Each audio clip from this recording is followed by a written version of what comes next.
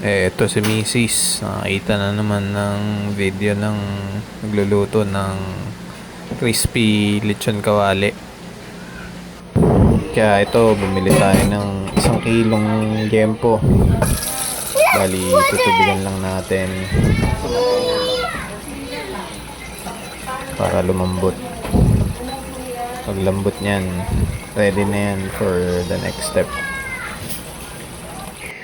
Next step is tinanggal lang natin yung mga buhok-buhok dun sa balat ng liempo para pagka niluto na natin yan, hindi yan sumabit sa lalamunan natin.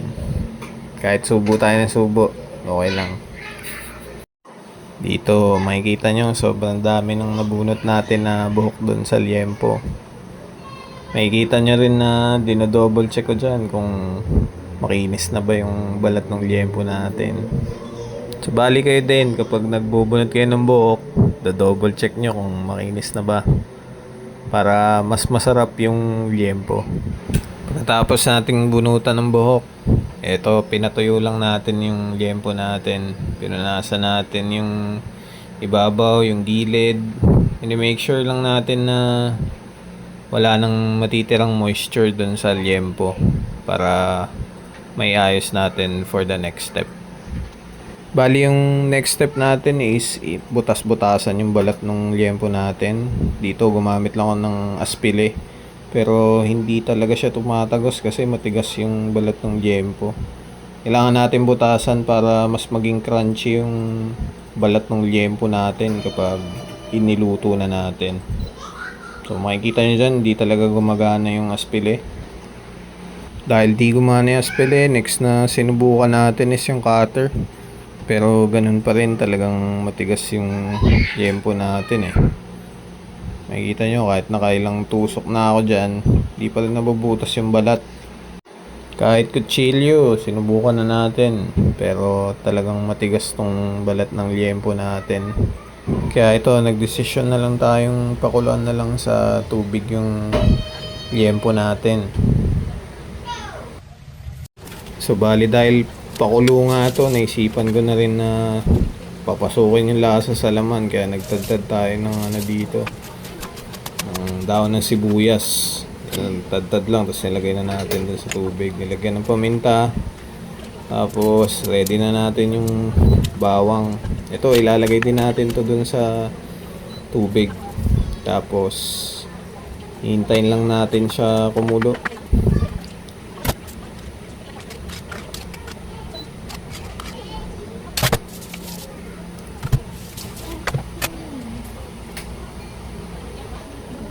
Tapos dagdag din tayo dito ng laurel para lalong lumasa dun sa karne ng baboy, dun sa liempo natin.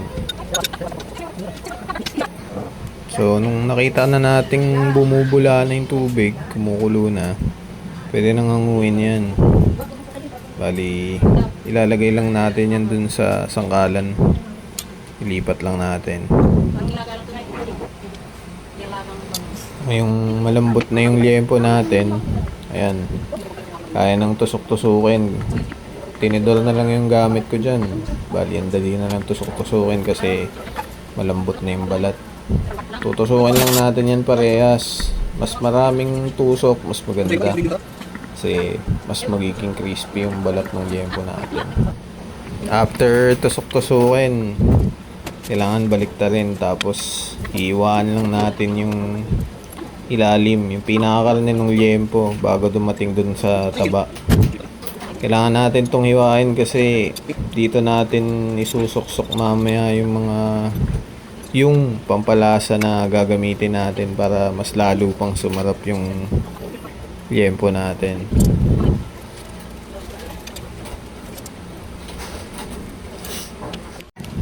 Ito nga pala yung pampalasang ginamit natin. Magic sarap. Baka naman. Bali, ayan, kailangan talagang masayin natin ng todo yung liempo natin. Ikalat natin yung magic sarap.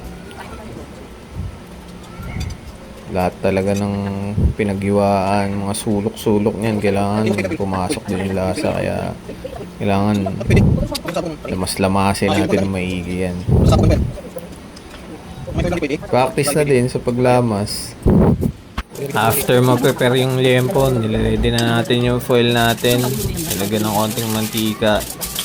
Sinupi yung mga gilid. Ayan, bali yung foil is ginagamit lang natin yan sa pagluto ng pagkain ha. Walang pinaggagamitan yan. Legal na gamit lang mga kaibigan. So bali ayan, pagka okay na, ready lang natin dyan yung yung balat ng liempo. Punas-punasan natin para mas matuyo. And then after punasan, pwede na natin ready yung suka. Yung suka is makakatulong para mas matuyo pa yung balat ng liempo natin, para mas madali siyang mag-evaporate yung mga moisture dyan. Ilalagyan din natin ng kosher salt para batong asin para mas matuyo yung balat, mas maging crunchy kapag niluto na natin.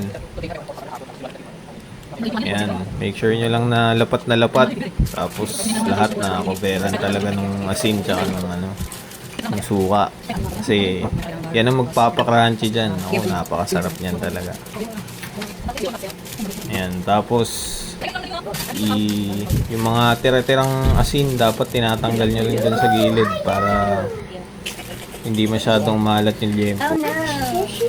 Ilalagay lang natin yun dun sa air fryer tray natin.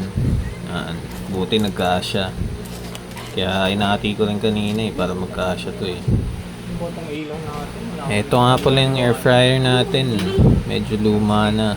Pero working pa yan. Gamit na gamit pa yan. Ayan, isasalang na natin yung liempo natin. Alright. Bali yung temperature natin dyan, set lang natin sa 120 degrees Celsius. Tapos 120 degrees Celsius, 30 minutes timer. Okay na yan, papabayaan na natin yan. After 30 minutes, ayan, luto na yung asin sa ibabaw ng liempo natin. Okay na yan, ready na yan to remove. So ayan, kailangan tanggalin natin yung asin sa balat ng liempo. Make sure lang na tanggal lahat ng asin. Kasi next na luto niyan is pagpapakrunchy na. And dapat wala ring matirang asin dun sa loob ng foil. Kasi babalit ulit natin yan eh. Ayan, tinanggal ko pala sa foil mismo para matanggal lahat ng asin dun sa foil. Tinanggal ko yung liempo mismo sa foil, tapos ayan, binabalot ko ulit. Pagka hindi kasi natin tinanggal yung asin na yun, medyo talagang aalat yung laman ng liempo natin, hindi maganda yun. Tapos ayan, naglagay lang tayo ng konting mantika, coconut oil ang gamit namin dyan. Yan na mismo yung luluto sa balat ng liempo. Yan na yung magpapakrunchy sa balat ng liempo. Yan na yung magpapasarap sa bawat kagat natin dyan sa liempo na yan. Ayan. So, yan, iayos lang natin. Tapos, babalik ko na yan dun sa loob ng air fryer natin. Papasok na yan. Ayan. Bali dyan, i-set lang natin ng 200 degrees Celsius. Tapos sa timer natin is 30 minutes ulit. After 30 minutes.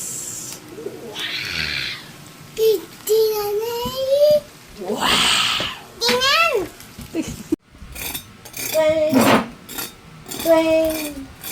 Crispy on the outside, juicy on the inside.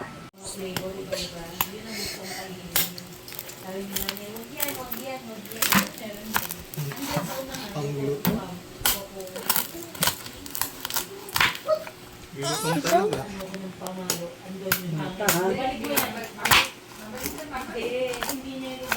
Kutsilyo lang, wala kasing katalas-talas eh.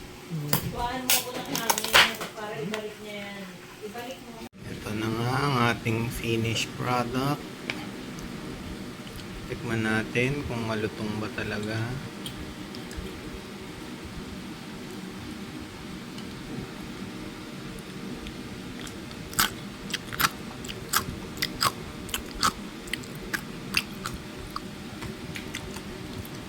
Hingi ka sa kanya, hingi. Huwag kang kukuha. Hingi ka, sabi mo.